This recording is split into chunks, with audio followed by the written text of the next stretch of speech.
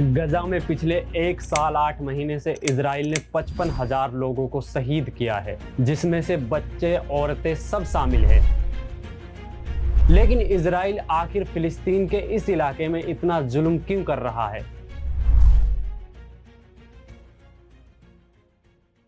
असल में यहूदियों की होली किताब तौरात में क्या लिखा है कि एक दिन याकूब अलैहिस्सलाम, जिन्हें इजराइल के नाम से भी जाना जाता है, जो आज सारे यहूदियों के एंसेस्टर समझे जाते हैं, एक दिन फिलिस्तीन के इलाके में सफर कर रहे थे तो रास्ते में एक रात वो रेस्ट करने के लिए एक पत्थर पर सर रखकर सो गए, जहां उन्होंने एक ख्वाब देखा और इस ख्वाब को यहूदियों की हिस्ट्री में सबसे इम्पोर्टेंट माना जाता है। उन्होंने ख्वाब में देखा जिस पत्थर पर वो सर रखकर सो रहे थे, वहां पर जमीन से आसमान की तरफ एक सीढ़ियां थी जिस पर बहुत सारे फरिश्ते तेजी से जमीन की तरफ आ रहे थे। याकूब अलैहिस्सलाम नींद से उठे और कहा कि यही इलाका है जहां अल्लाह का असल घर है और इसी इलाके से खुदा तक पहुंचा जा सकता है। तो मतलब यहूदियों के लिए फिलिस्तीन के इस इलाके की इतनी बड़ी इंपॉर्टेंस है। इसलिए फिलिस्तीन के इलाके को हासिल करने के लिए यहूदी आज किसी भी हद तक जा सकते हैं। पुराने ज़माने में इस पूरे इलाके को फिलिस्तीन कहा जाता था, लेकिन यहाँ इजराइल की रियासत कायम होने के बाद सारा इलाका इजराइल के पास है और सिर्फ इतने इलाके में मुसलमान रह गए हैं। फिलिस्तीन में मुसलमानों के इलाके भी दो हिस्सों में डिवाइडेड हैं, एक तरफ वेस्ट बैंक और दूसरी तरफ छोटा सा इलाका गाजा स्ट्रीट। फिलिस्तीन में मुसलमानों के इन दोनों इलाकों में आपस में कोई भी ज़मीनी कनेक्शन नहीं है और एक दूसरे से बहुत दूरी होने की वजह से यहाँ की आवाम गवर्नमेंट भी एक दूसरे से एकदम डिफरेंट है। मतलब इन दोनों इलाकों में एक नहीं बल्कि दो गवर्नमेंट्स हैं। वेस्ट बैंक में PLO, जिसे काफ़ी सेकुलर गवर्नमेंट समझा जाता है, लेकिन गजा में गवर्नमेंट हमास के पास है, जिसे बहुत स्ट्रिक्ट समझा जाता है। फिलिस्तीन का इश्यू तो पिछले 75 साल से चलता आ रहा है और पिछले 75 साल से सारे मुस्लिम कंट्रीज की पोजीशन सेम ही रही है। जब तक फिलिस्तीन को उसका हक नहीं मिले, इजराइल को एक्सेप्ट नहीं करना। लेकिन आज से कुछ साल पहले US के नए प्रेसिडेंट डोनाल्ड ट्रंप की हुकूमत ने आहिस्ता आहिस्ता इजराइल को मुस्लिम कंट्रीज से एक्सेप्ट कराने की कोशिश की, जिसे इब्राहिम औकार्ड का नाम दिया गया। इब्राहिम इसलिए क्योंकि मुसलमान और यहूदी दोनों इब्राहिम अलैहिस्सलाम को एक सच्चा पैगंबर मानते हैं। अमेरिका के प्रेशर डालने के बाद अरब ममालिक ने अपनी पब्लिक के खिलाफ जाकर इजराइल को एक्सेप्ट करना शुरू कर दिया। तो सबसे पहले UAE, बहरीन, मोरक्को, ओमान, इन सारे अरब कंट्रीज ने इजराइल को एक्सेप्ट कर लिया और जो भी मुस्लिम कंट्री इजराइल को एक्सेप्ट कर लेती थी, अमेरिका गवर्नमेंट उन्हें स्पेशल एड भी दिया करती थी। मतलब सूडान के इजराइल को रिकॉग्नाइज करने के बाद अमेरिका ने उन्हें $1.2 बिलियन का लोन दिया, उन्हें टेररिज्म एक्सपोर्ट कंट्री से भी बाहर निकाला और मोरक्को के इजराइल को एक्सेप्ट करने के बाद अमेरिका ने मोरक्को के डिस्प्यूटेड एरियाज को भी एक्सेप्ट कर लिया, जिसके बाद आहिस्ता आहिस्ता सारी Muslim countries Pakistan, Indonesia, Bangladesh, सब पर प्रेशर डाला गया कि वो भी इजराइल को एक्सेप्ट करें। दुनिया की सभी मुस्लिम कंट्रीज पर प्रेशर बनाया गया कि वो इजराइल को रिकॉग्नाइज करें और ऐसा लग रहा था कि दुनिया का सबसे बड़ा अरब मुल्क सऊदी अरब भी इजराइल को एक्सेप्ट करने ही वाला है, क्योंकि मोहम्मद बिन सलमान ने कहा था कि सऊदी के लिए इजराइल से ज़्यादा खतरनाक है ईरान। और ये भी पॉसिबल था कि अगर सऊदी इजराइल को एक्सेप्ट कर लेता तो उसके बाद बाकी सारी मुस्लिम कंट्रीज भी इजराइल को ईजीली एक्सेप्ट कर लेती। इसके अलावा पिछले साल डिकेड से इजराइल मुसलमानों के इलाके में बहुत चालाकी से सेटलमेंट बना रहा था। मतलब बहुत ही चालाकी से यहूदियों को मुसलमानों के इलाकों में सेटल किया जा रहा था, ताकि फिलिस्तीन में यहूदी ज्यादा और मुसलमान कम हो जाए, जिसे यूनाइटेड नेशन और पूरी इंटरनेशनल कम्युनिटी बार बार इलीगल करार दे रही थी। लेकिन इस छोटे से देश इजराइल को दुनिया में कोई नहीं रोक पा रहा। इन सारी चीजों की वजह से पूरी दुनिया में ये कहा जा रहा था कि फिलिस्तीन का मसला हमेशा के लिए दफन हो जाएगा और इजराइल पिछले 75 साल से लड़ रहा इस जंग को जीत जाएगा। आज से 1 साल 8 महीना पहले गजा को कंट्रोल करने वाले हमास ने अचानक इजराइल पर हमला कर दिया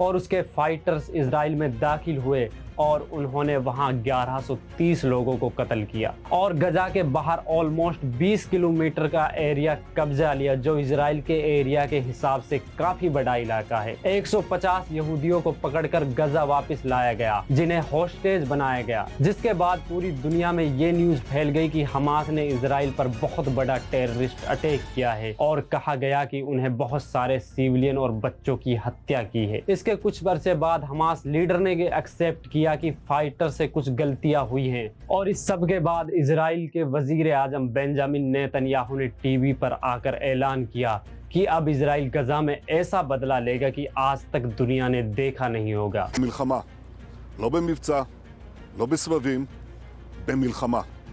הבוקר חמאס פתח במתקפת פתע רצחנית। सबसे पहले इजराइल गजा की सारी सप्लाई बंद करता है, यानी खाना, बिजली, पानी सब बंद कर देता है। कुछ ही दिनों में वह सारा इलाका वापस लिया जाता है जो हमास ने कैप्चर किया था। इजराइल के डिफेंस मिनिस्टर ने एक इंटरव्यू में कहा था कि हमारी लड़ाई इंसानों से नहीं बल्कि जानवरों से है। अपने सोल्जरों को हुक्म दिया कि उनके साथ जो करना चाहो करो, क्योंकि ये तो जानवर हैं और ये सब करने के लिए इजराइल के पास अमेरिका का फुल सपोर्ट हासिल था। अरब कंट्रीज की खामोशी से भी लग रहा था कि वो फिलिस्तीन के साथ नहीं बल्कि इजराइल के साथ खड़े हैं। गजा में एयर स्ट्राइक करना शुरू की।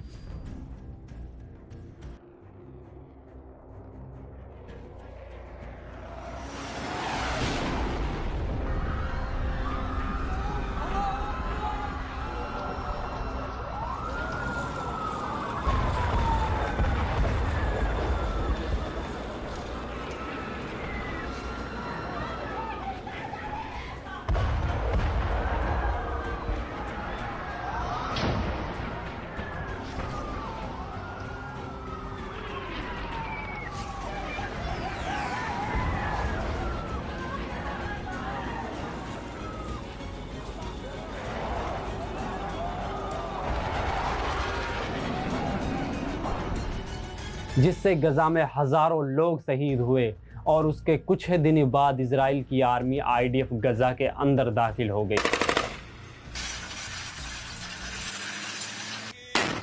और फिलिस्तीनियों पर बहुत सारे अत्याचार किए, उनके ऊपर बॉम्ब बरसाए, जिसका नतीजा ये हुआ कि आज तक 55,000 से ज्यादा लोग शहीद हो चुके हैं। माना जाता है कि इजराइल के पास 80 एटम बम्स भी मौजूद हैं। इसके अलावा इजराइल की इंटेलिजेंस एजेंसी मोसाद दुनिया की सबसे बेस्ट स्पाई एजेंसीज में से एक है। मोसाद के पास अपने 7,000 से ज्यादा अंडर कवर ऑफिसर्स काम कर रहे हैं, जिनमें से ज्यादातर ऑफिसर्स हैं ईरान में। इतनी बड़ी इंटेलिजेंस एजेंसी होने के बावजूद भी आखिर हमास ने इजराइल पर इतना बड़ा अटैक कैसे किया?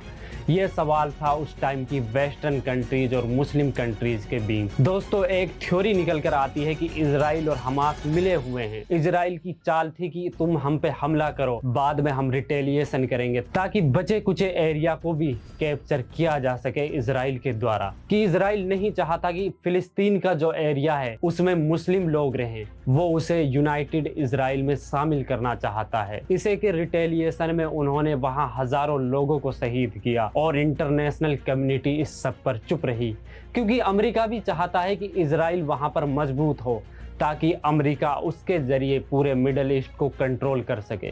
और इस सब के बीच जब इजराइल के प्राइम मिनिस्टर से पूछा गया कि इजराइल के लिए दुनिया में सबसे बड़ा खतरा क्या है, तो इजराइल के प्रधानमंत्री बेंजामिन नेतन्याहू ने कहा कि हमारे लिए सबसे बड़ा खतरा है ईरान, क्योंकि अगर ईरान न्यूक्लियर पावर हासिल कर लेता है तो वो हमारे लिए आने वाले टाइम में सबसे बड़ी चुनौती होगी। दोस्तों, यही वजह है कि इजराइल बार बार ईरान पर सर्जिकल स्ट्राइक करता है और कहता है कि ईरान बस न्यूक्लियर टेस्ट के बहुत करीब था।